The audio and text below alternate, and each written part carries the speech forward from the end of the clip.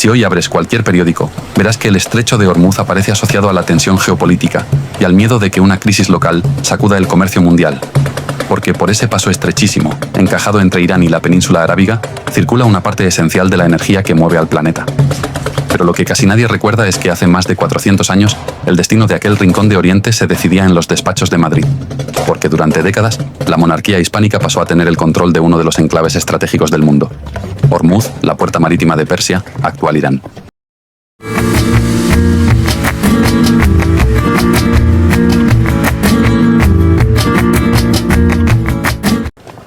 Esta es una de esas historias que parecen inventadas pero no lo son. Una historia de embajadores iraníes cruzando medio mundo para llegar a la corte del rey de España. Una historia de espías ingleses, de traiciones, de piratas ingleses en la sombra y de un asedio final que terminó arrancando a la monarquía hispánica una de sus posiciones más codiciadas en Asia. Hormuz funcionaba como una gran aduana marítima desde la que se controlaban las rutas comerciales entre Asia y Europa a través del Golfo Pérsico. Cada embarcación que atravesaba la zona debía pagar derechos y aranceles, convirtiendo este enclave en una de las principales fuentes de ingresos. La relevancia de este punto era tal que en la época se decía: el mundo es un anillo y Hormuz es su piedra preciosa. Pero para entender cómo comenzó todo, hemos de retroceder al año 1580. El rey Sebastián de Portugal ha muerto sin descendencia en el desastre de Alcázar-Quibir, dejando tras de sí una corona vacía y una oportunidad histórica. De entre todos los candidatos, quien más derecho tiene es Felipe II, hijo de Isabel de Portugal, esposa de Carlos I. Pero en Lisboa no todos están dispuestos a aceptar la unión. Aparece entonces un pretendiente envuelto en misticismo y apoyos turbios. Antonio, prior de Crato, nieto ilegítimo del rey Manuel y apoyado por Inglaterra y Francia. Felipe II, el monarca más poderoso del planeta, se prepara para reclamar lo que considera suyo. Lo que está en juego no es solo un trono. Es el futuro del mayor imperio jamás soñado. El 20 de junio de 1580, Antonio se proclama rey. Felipe II llama a las armas. Lo que entra en Portugal es un ramillete de viejos conocidos. Encabeza Fernando Álvarez de Toledo y Pimentel, tercer duque de Alba, 73 años en aquel momento, gobernador que fue de los Países Bajos y de Milán, y virrey de Nápoles. Héroe de los ejércitos y que en aquel momento cumplía arresto por orden del rey y a quien el propio monarca había sacado de prisión para la empresa portuguesa. La respuesta del duque de Alba a Felipe II ha pasado a la historia. Sois el único monarca de la tierra que sacáis de la prisión a un general para daros otra corona. Con Alba, su hijo Fernando de Toledo, uno de los mejores militares de la corona, capitán general de la caballería en Flandes, y como maestre de campo general, una gloria de la infantería. Nada menos que Sancho Dávila, uno de los jefes legendarios de los tercios, veterano de Alemania, de Berbería, de Italia, de Flandes. Esta colección de leyendas vivas de nuestras armas trae alrededor de 25.000 hombres y 57 cañones. Y eso no es todo, porque al mismo tiempo ha zarpado de Cádiz una flota de 150 naves bajo el mando de don Álvaro de Bazán, héroe de Lepanto y jamás derrotado en combate. Vienen también los tercios de Nápoles y de Lombardía, más los tercios italianos de Próspero Colonna, Carlos Spinelli y Carlos Caraza, además del regimiento de Jerónimo Lodrón y la caballería de las Guardias Viejas de Castilla. Lo que entra en Portugal es el mejor ejército del mundo. Si Felipe II quería impresionar a los nobles disidentes del país vecino, no podía haber hecho mejor selección. Lisboa se rindió 2 días después. Felipe II había dado órdenes estrictas de ahorrar cualquier saqueo, cualquier pillaje, cualquier abuso. Portugal no era suelo enemigo, sino ahora un territorio más de la corona. Lo seguirá siendo durante los 60 años siguientes. De pronto, España no solo incorpora a Portugal a su monarquía, sino también la inmensa red marítima que los portugueses habían construido durante décadas en África, Brasil, la India, el Índico y el sudeste asiático, incluyendo aquel punto remoto y decisivo llamado Hormuz. Hormuz no era una isla fértil y amable, sino una roca dura, árida, casi hostil. No producía alimentos suficientes, carecía de agua potable y dependía de suministros que llegaban desde fuera, especialmente desde la cercana isla de Qeshm y desde la costa de Irán. Y sin embargo, aquella isla inhóspita era una de las grandes joyas comerciales de Asia, porque quien dominaba la isla controlaba la entrada del Golfo Pérsico y el flujo de mercancías entre Persia, actual Irán, Arabia y la India. A comienzos del siglo XVII, Hormuz era una ciudad cosmopolita donde convivían persas, árabes, armenios, indios, turcos, judíos y portugueses. Un emporio donde circulaban perlas, caballos, sedas, especias y riquezas de medio mundo. Cada embarcación que atravesaba la zona debía pagar derechos y aranceles, convirtiendo este enclave en una de las principales fuentes de ingresos. La presencia portuguesa se remontaba a 1515, año en que fue levantado el fuerte de Nuestra Señora de la Concepción, y aunque reducida, era decisiva. Una minoría militar, comercial y religiosa mantenía el enclave en nombre del Estado da India portugués y ahora bajo la soberanía del rey de España. Portugal colocó un rey títere local, perteneciente a la antigua dinastía que había gobernado el enclave antes de la llegada portuguesa y que servía como intermediario con la población. Hacia el final del siglo XVI, las cosas empezaron a torcerse, con la creciente agresividad de los turcos y la recuperación del imperio persa tras el ascenso del Shah Abbas el Grande. La unión de las coronas ibéricas agravó los problemas. Situó a Portugal en el objetivo de los enemigos de España, particularmente de Inglaterra y Holanda. A su vez, los persas consideraban a los turcos sus principales enemigos, y frente a ese enemigo común, Madrid y Lisboa vieron una oportunidad audaz. Si lograban entenderse con Persia, actual Irán, los turcos quedarían atrapados entre dos frentes. Lo que vino después fue una de las tramas diplomáticas más caóticas de la Edad Moderna. Todo comenzó en 1599, cuando el Shah de Persia se había fijado en que España había vencido en 1571 en el Mediterráneo a los turcos en Lepanto, rompiendo el mito de su invencibilidad, y decidió enviar una embajada a las cortes europeas en busca de aliados. Y en ese punto entra en escena Anthony Shirley, un turbio aventurero inglés, soldado de fortuna y supuesto diplomático que se había ganado la confianza del Shah, exagerando sus redes de influencia y prometiendo abrirle las puertas de Europa. Shirley consiguió convencer al Shah de que entre los monarcas cristianos no había enemistades, sino que todos vivían en paz. De este modo el Shah dispuso que la embajada estuviera dirigida por Shirley y por un noble persa, Ali Beg, quien debía entregar personalmente cartas a los gobernantes de Moscú, Polonia, Inglaterra, Alemania, España, Francia, la República de Venecia y los estados pontificios. Se sumaron 2 frailes portugueses, otros 4 caballeros persas, entre ellos el futuro autor de las crónicas de este viaje, un alfaquí llamado Amir, 5 intérpretes y 15 ingleses acompañados por 32 camellos y un puñado de caballos y bestias de carga para transportar los víveres y los regalos para agasajar a los monarcas cristianos. Así, la curiosa comitiva partió rumbo a su destino. Los ingleses se habían adelantado un par de meses. Como la comitiva no podía atravesar territorio turco, tuvo que tomar una ruta larga y durísima, subiendo hacia Rusia y navegando por las aguas heladas del norte, teniendo que continuar el viaje montados en trineos. La estancia en Moscú se alargó durante 5 meses, y en este punto del viaje, la misteriosa desaparición de uno de los frailes portugueses hizo aumentar las sospechas que los persas tenían sobre las verdaderas intenciones del inglés Shirley, pues temían que había sido él quien lo había hecho desaparecer para no pagarle una deuda que tenía con aquel.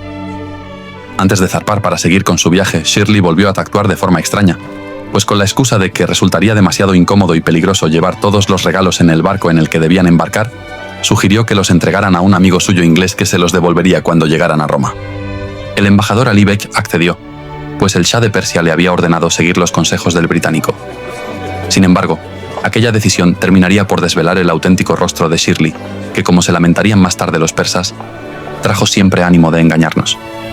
Por las frías aguas del norte, dejaron constancia en las crónicas de su asombro ante el sol de medianoche o las ballenas, a las que describían como enormes criaturas del tamaño de navíos.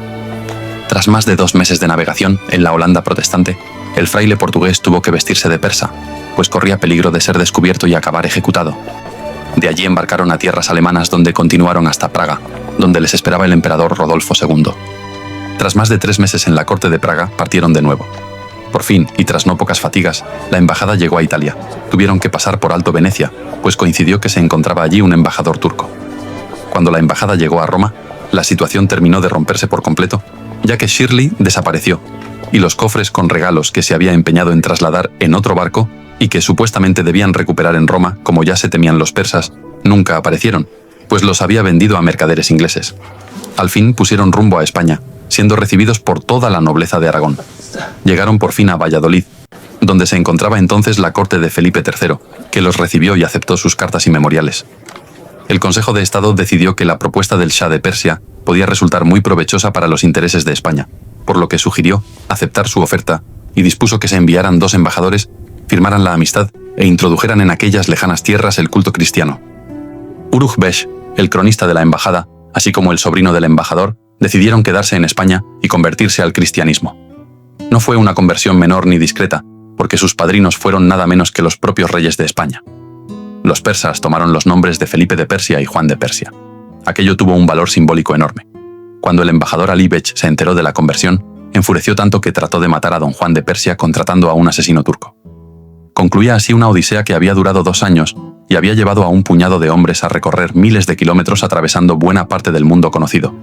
Una aventura que pasaría a la historia gracias a las crónicas que en el año 1604, y con privilegio real, se publicaron con el título de Relaciones de Juan de Persia. Como anécdota, 2 siglos antes, Enrique III de Castilla envió una embajada hasta el reino del Gran Tamerlán, capitaneada por Ruy González de Clavijo en 1403, hasta llegar a la ciudad de Samarcanda, en Uzbekistán. La finalidad era establecer también una alianza con el Gran Tamerlán para combatir de forma conjunta contra los turcos. Clavijo también dejó por escrito sus experiencias en un diario de viajes titulado Embajada a Tamorlán. En la actualidad, como huellas de su presencia en Uzbekistán, existe una ciudad llamada Madrid al norte de la capital y una avenida que lleva su nombre. En realidad existen más de 30 ciudades con el nombre de Madrid a lo largo del globo, lo que evidencia que no existe un pedazo de tierra sin una tumba española. La embajada que debía unir a Persia y a la monarquía hispánica contra los turcos había acabado convertida en un torbellino de intrigas, sospechas, muertes, robos, bautizos y venganzas personales. Y aún así, la idea de una alianza no murió. El Shah de Persia, práctico y ambicioso, seguía interesado en el contacto con la monarquía hispánica. Pero si España quería negociar en serio, debía enviar a alguien de altura. Así, el Consejo de Estado se reunió en 1612 y eligió a don García de Silva y Figueroa.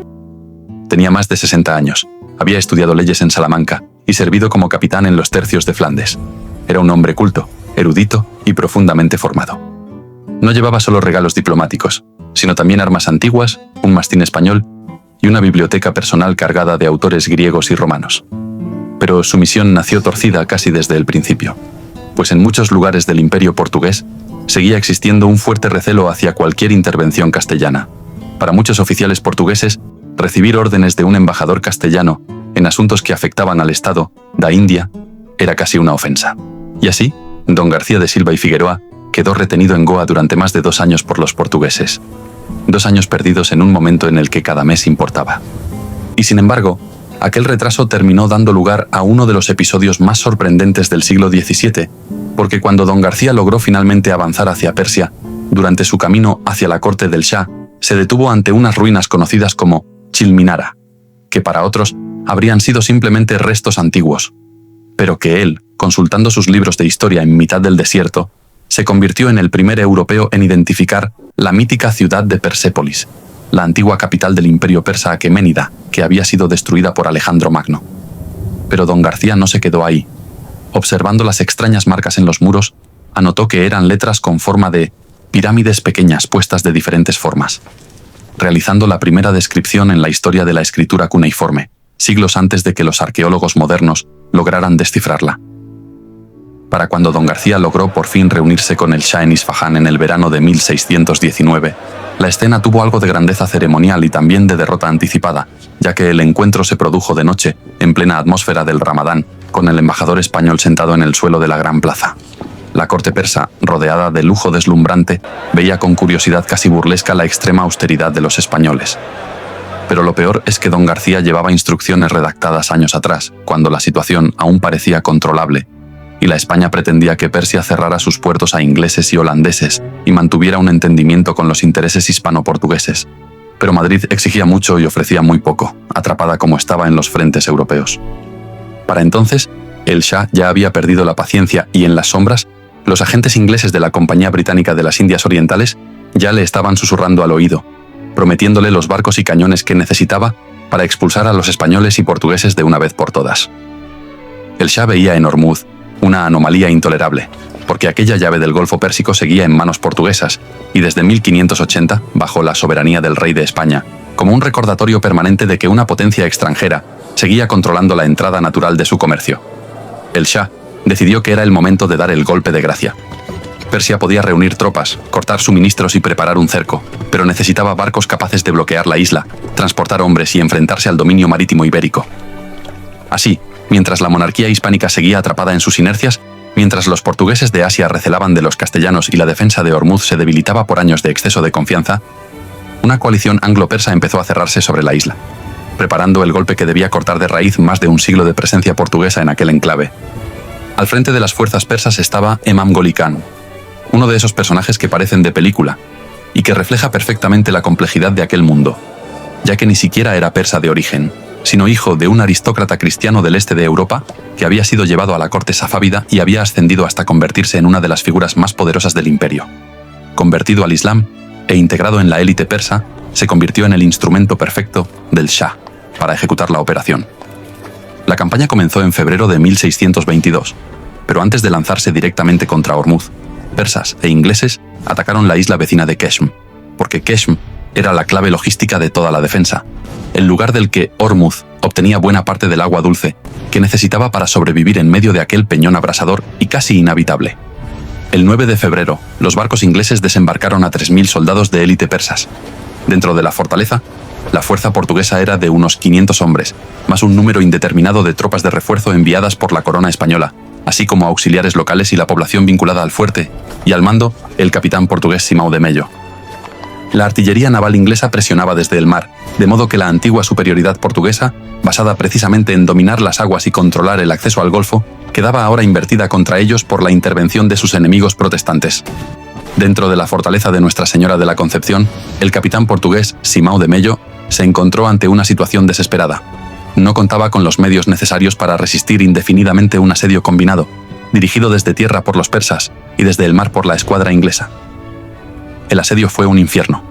Los persas tuvieron que avanzar sobre un suelo rocoso y salino, excavando trincheras bajo un clima seco y cada vez más insoportable, mientras el calor, la sed, el polvo y la falta de sombra convertían cada jornada en una tortura, hasta el punto de que muchos hombres caían no tanto por las balas portuguesas, como por la deshidratación, el agotamiento y la asfixia de aquel horno natural. Mientras tanto, desde el mar, los ingleses castigaban la fortaleza con una artillería naval superior, golpeando los muros una y otra vez, desgastando las defensas y demostrando que la guerra en Asia estaba cambiando, porque aquellos buques de una compañía comercial actuaban como instrumentos de una nueva forma de expansión imperial no atada a los códigos tradicionales de las viejas monarquías.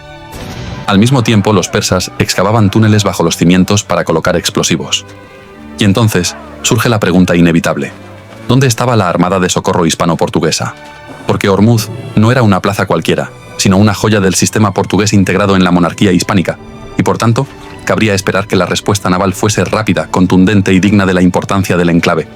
Pero lo que ocurrió fue exactamente lo contrario.